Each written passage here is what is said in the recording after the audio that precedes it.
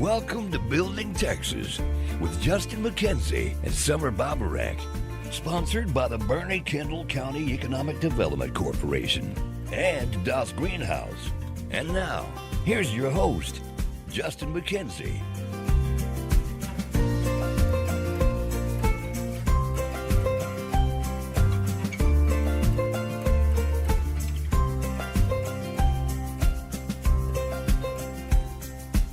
Welcome to Building Texas. My name's Justin McKenzie, and you're listening to Boerne Radio 103.9 FM.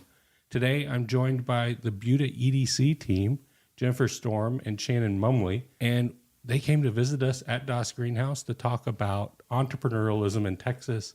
What does it really mean, whether you're in a big city, San Antonio, Austin, or you're a halo city?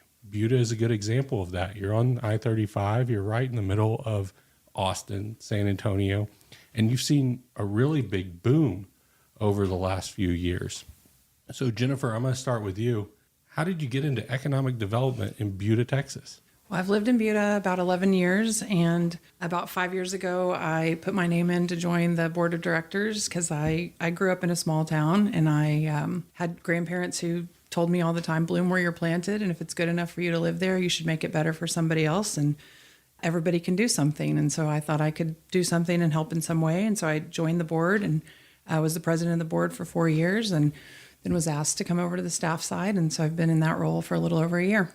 And Shannon, what about you? How did you find yourself the EDC? How do you find yourself in economic development? I grew up in the Northeast. I worked for the Metro Hartford Alliance in Hartford, Connecticut. I worked for the chamber there. I wanted to do really good economic development in a place that was doing it really well. So Texas is where I went after the pandemic.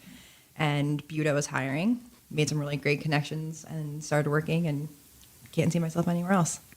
Well, economic development is a passion. We don't do it for other reasons. It really is. How do we get out in front of our community? And I like the analogy of landscaping your community. What do you want it to look like in 20 years? And what does that mean for the kids going through kindergarten today? 20 years from now, where are they working? What are they going to be doing? And in Texas, we have this phenomenon of cost of living has gone up significantly. But for people from California or the Northeast, I imagine, cost of living is pretty low in Texas. So we're fighting this historical heritage conversation of, I grew up in rural Buda. I grew up on a field, a big pasture, and today that's not the reality of Buda, Texas, just like Boerne, Texas has changed dramatically. So today we're going to dive into that. So you came to Das Greenhouse today to talk about entrepreneurialism, and really with the focus of how do you do something like this in your community? Right. What's driving that conversation in Buda today?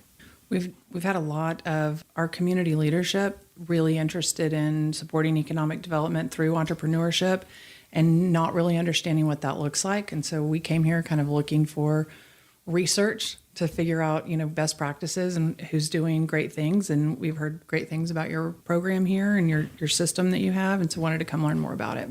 We have a really great network of entrepreneurs already in Buda and our area, right? We're right above San Marcos with Texas State. We're right below Austin. We have this market of amazing entrepreneurs who live in Buda, and that we want to make sure we have the next step for them.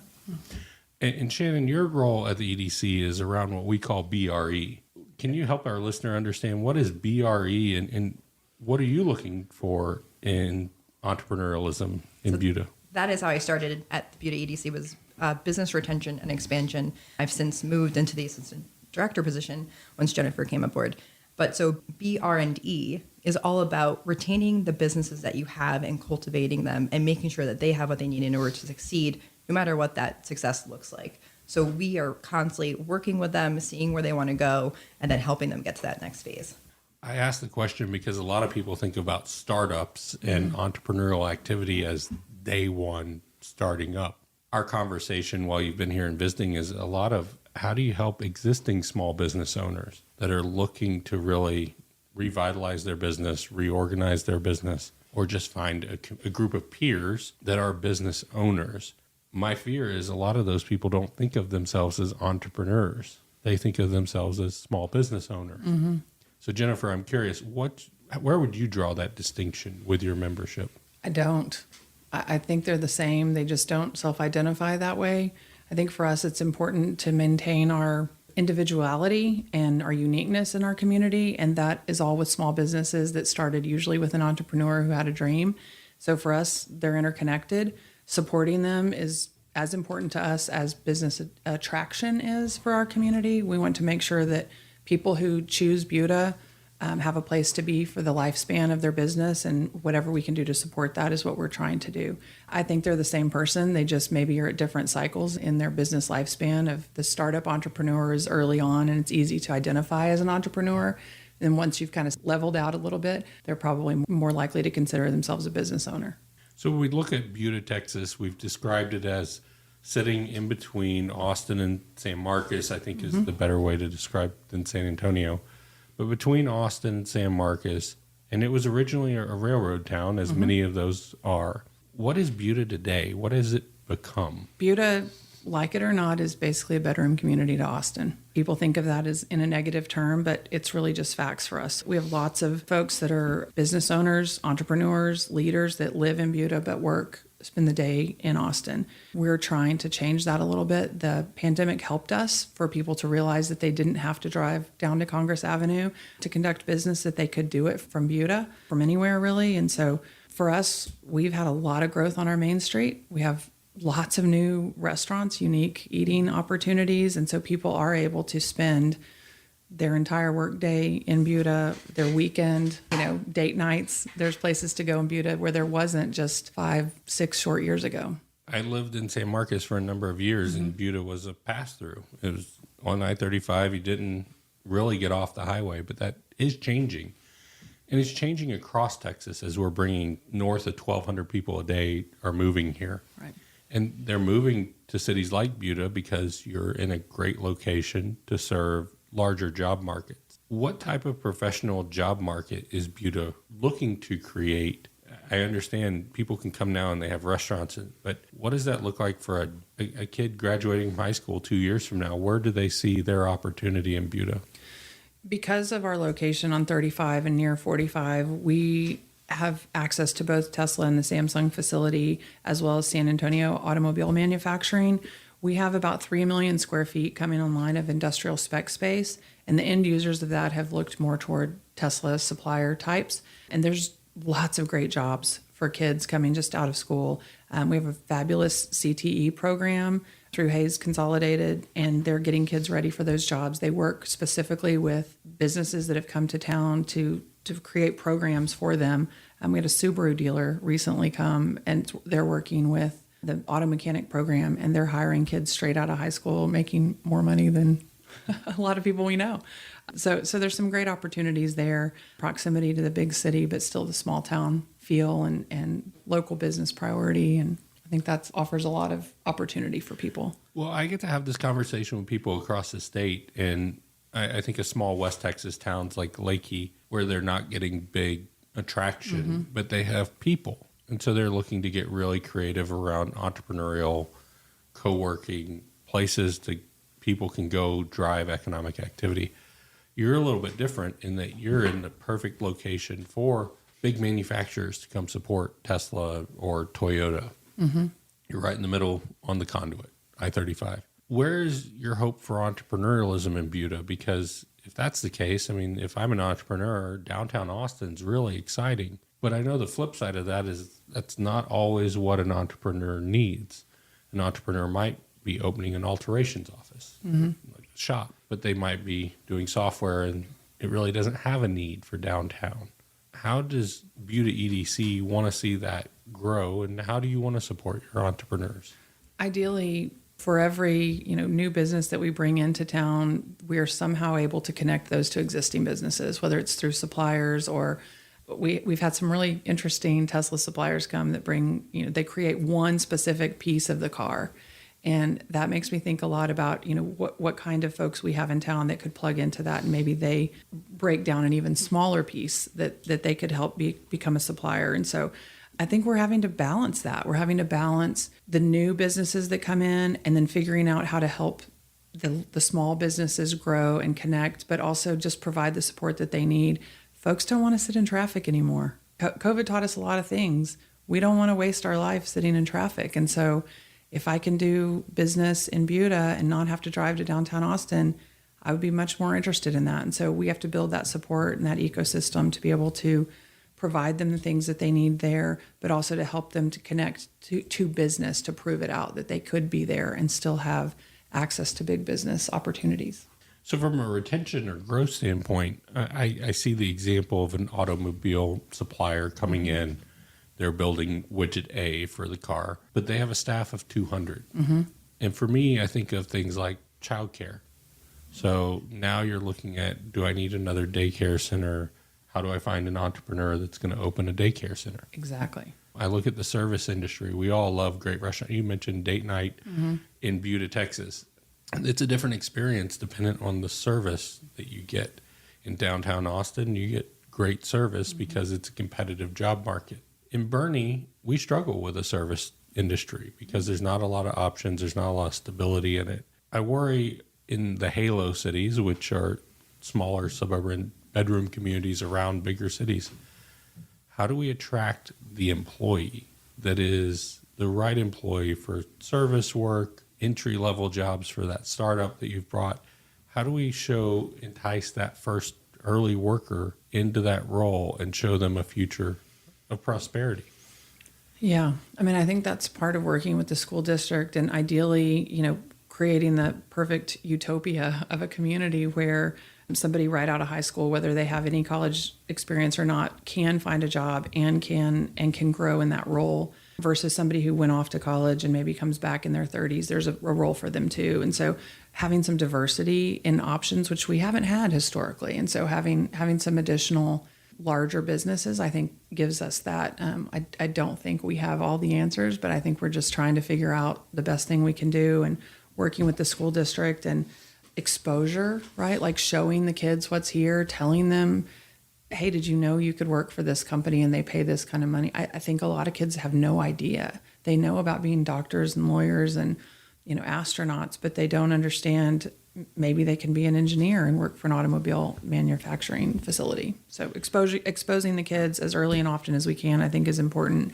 I mean, my kids talk about it. What am I going to do? Do I have to live with you? Am I going to have to live with you? I think they would prefer that, but hopefully not. I love to hear that your school system's doing so much because it is giving that line of sight to what's possible. And the answer is really anything's possible, but kids know what they see. They know what their parents did. They know what their neighbors did. I talk about this in many episodes where our incubator EDU program, just having mentors come into the classroom and say, hey, here's what I did. It opens up the eyes and says, wow, maybe I can do something not what my parents did. Our school district does, I think it's called Cow Day. And every time they say that, I think it's funny, but it's Careers on Wheels. And they bring out all kinds of equipment, to the schools and they tell them about different job opportunities. And I think it's basically that. Maybe it's a tour, bringing kids in. My husband works for TxDOT and every summer they do a Bring Your Kids to Work Day. And my 14-year-old says he's working at TxDOT because he spent every summer going to, Bring Your Kid to Work Day. And so I think it's more opportunities like that so that they can see what's available right here in their own communities. Yeah, I worked in the utility industry for a long time, and there's this desperate need for linemen. And a lineman is a great career if you're committed to working outside and helping people. But you have to know that it's an option. You have to know that they need fiber techs now. And so now it's a more technical skill. And we just need the trades and everything else. And I think in cities like Buda, those are highly effective startups. If you're a plumber and you start a plumbing company and you're servicing Buda and South Austin, you can make a great living. But you have to know how to start your business. You have to know how to frame your business. And you have to have a peer group that is supporting you and encouraging you on those hard days. Yeah, and I think for us as government organizations, realizing that those businesses are just as valuable as the big flashy ones or the retail, sales tax generating, and realizing home-based business has changed. This perception of home-based business has changed since COVID for sure. That I know several plumbers, electricians that operate out of their home, but they provide some great jobs for some folks in our community. And so sort of validating those as businesses just as important to the Main Street businesses, I think is really important too. You're listening to Building Texas with Justin McKenzie on Boerne Radio 103.9. This is Justin McKenzie from Building Texas. Today's segment is brought to you by Das Greenhouse. Das Greenhouse is a business incubator launched here in Boerne to serve our local community. Das Greenhouse is a place where you can come to grow your idea. Our goal is to make Boerne accessible to people who are looking to grow a business, expand a business, or learn more about what's out there in their community and get involved. Visit us at dasgreenhouse.org or come visit us at 7 Upper Balcones Road, Boerne, Texas. Das Greenhouse.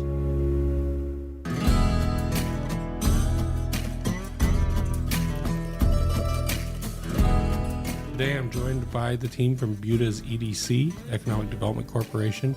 Jennifer and Shannon are talking to us about what is the reality of work in Buda, Texas today. And I want to pivot the conversation a little bit to talk about the business of government, quasi-government, EDC standpoint. We talk a lot about property tax in the state, and there's been a big emphasis on the runaway property taxes. Buda, Hays County is not immune to the property tax bills that Texans are getting right now. And I talk about that from an entrepreneurial standpoint often because property taxes can be reduced with the addition of business tax and other revenue sources to act on the business of government. So from the Buda EDC standpoint, how do you encourage people to think about additional business growth as a reduction to their property tax? Yeah, I mean, I can't remember what conference it was at, but there was a slide that said, individual households cover about 80% of their costs to a city, and every business covers 120, right? So you need that delicate balance. And for us, I think that's an easier sale to explain. Traffic concerns, are different from neighborhoods versus business growth, but really the balance that it can't all live on the taxpayer, the individual property taxpayer's back, that we have to have some commercial businesses to help spread that load, whether it's retail, sales tax generation, or just, general businesses that have huge amounts of capital investment in our community. It all helps cushion the blow of those taxes, I think.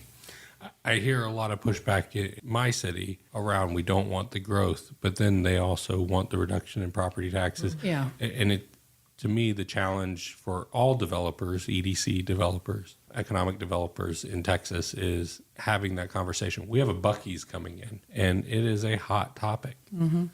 But it replaces the property taxes of 750 new homes. I'd much rather one gas station on the highway where it belongs than 750 houses. I think that's the in key, the woods. Is the perspective. You have to put it in perspective, and you have to figure out how to explain it in a way that people understand. I mean, in my community, that would make a huge difference, right? 750 homes times 2 cars times 2 kids times, all of those things is a much more daily impact on them than maybe going to the highway that one day to get in the Buc-ee's traffic. So I think you're exactly right. And to say what's the perspective and what helps sell it as a good project.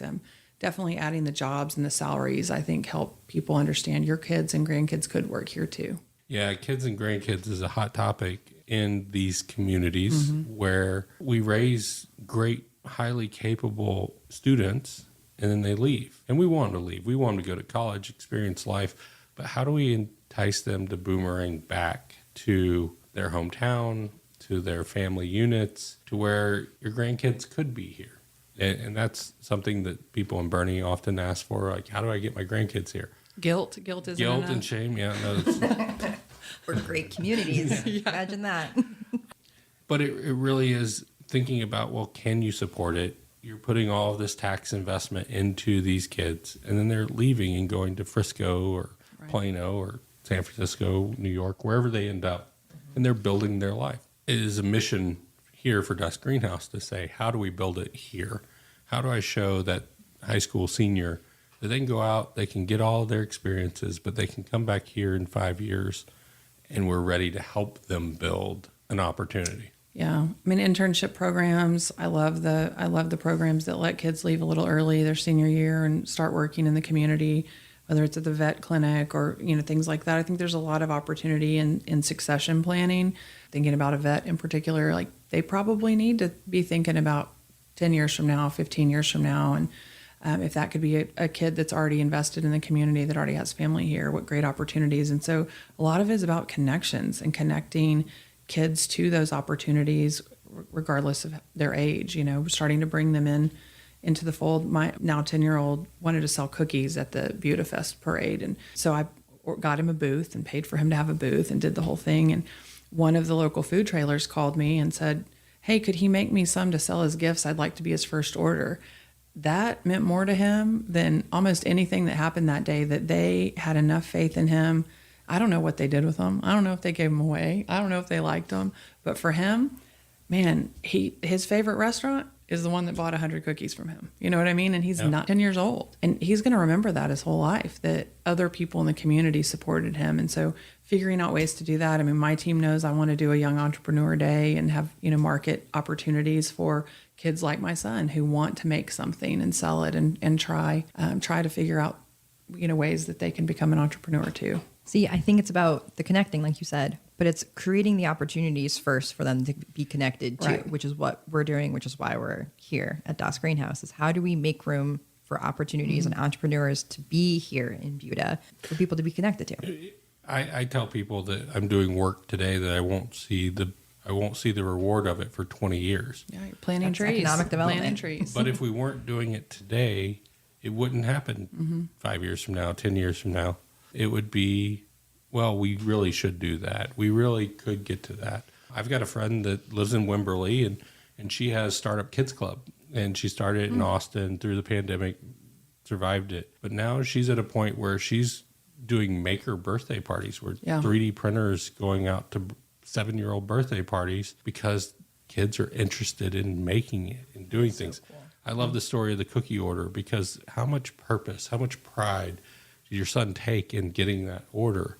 Just like a business owner would, and everyone else that says, yeah, I've created value. Someone saw the value and they're wanting it. Kids are no different. They need that experience. They need that exposure to go out and want to do it again. We live in places where that's a reality, and we love to see it come to reality. I do think our community, and I'm sure yours is the same, but I think our community loves to support its community.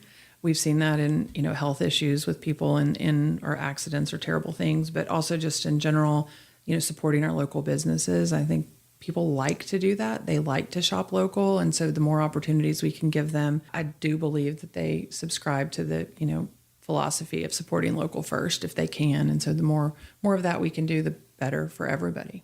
The people here are very supportive too. One of my concerns for EDCs, chambers, developers like us is we market to ourselves far more often than we market to our constituents and our customers and people we don't know yet. And I wonder, how are you breaking that cycle of community marketing? Because chambers are notorious for this, right? They're going to do the ribbon cutting, but the ribbon cutting is being seen by their existing members, not the next city over. We've had extensive conversations about competition in this space and how does Boerne and Kerrville or Buda and Kyle compete, when my staunch belief is that we're better together and we have different resources, different reasons you would choose Boerne versus Kerrville. But where do you see that coming together? How do you break that bubble of self-marketing in a city like Buda and get it to Buda's marketing itself in Plano or McAllen or El Paso as a place to move? We're just starting to do that. So we recently went through a rebranding effort, and so this year is kind of our first time to come back to focusing on business attraction and how we position ourselves. And so I'll get back to you on that because I don't have the answer to it. But I think you're right in terms of better together. We have a great relationship with Kyle.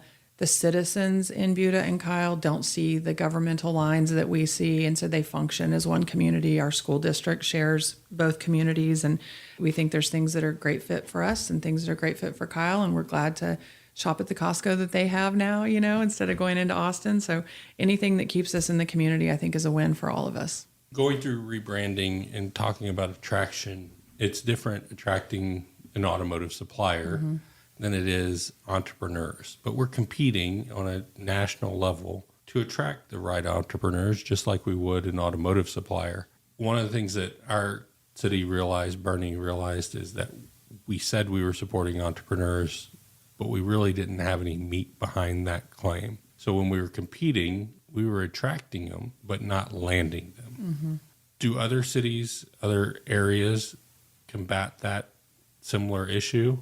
And how do we resolve that? How do we as a state say, yes, we have some tools? Shannon has done an amazing job on our team in a lot of ways. And this is one of them that we can't be all things to all people, right? And so we're trying to figure out how to leverage resources and how to expand our network and connections and talk to people who've already done great things like you guys have here and bring that to our community. We could definitely do more for our entrepreneurs. We say that we want to help them, but we don't know exactly what that means. And it means something different to each entrepreneur. And so in absence of a real program, we're kind of grasping at straws and we deal with them the best we can and we help as best we know how when they come in. But to me, I think it's always starting at home, and so supporting the people who've already invested in your community and who've already decided that Buda is the place to be or Boerne is the place to be, and then helping them grow there, I think is phase one. And then you're ready to have a story to tell on the larger stage of why someone from Dallas should move and be an entrepreneur in our community. So we got to start at home first.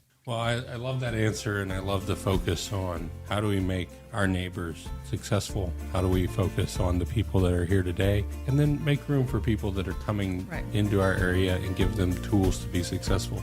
Jennifer and Shannon, it's been a pleasure to know more about Buda EDC, to visit with you today, and I appreciate the way you are building Texas. Thank you. Thank you. This is Justin McKenzie from Building Texas. Today's segment is brought to you by Das Greenhouse. Das Greenhouse is a business incubator launched here in Boerne to serve our local community. Das Greenhouse is a place where you can come to grow your idea. Our goal is to make Boerne accessible to people who are looking to grow a business, expand a business, or learn more about what's out there in their community and get involved. Visit us at dasgreenhouse.org or come visit us at 7 Upper Balcones Road, Boerne, Texas. Das Greenhouse. Boerne Radio 103.9 FM. Now let's head over to the Patrick Heath Public Library with Miss Constance for Children's Story Time. As the Patrick Heath Library is open today from 10 to 4, this is Boerne Radio.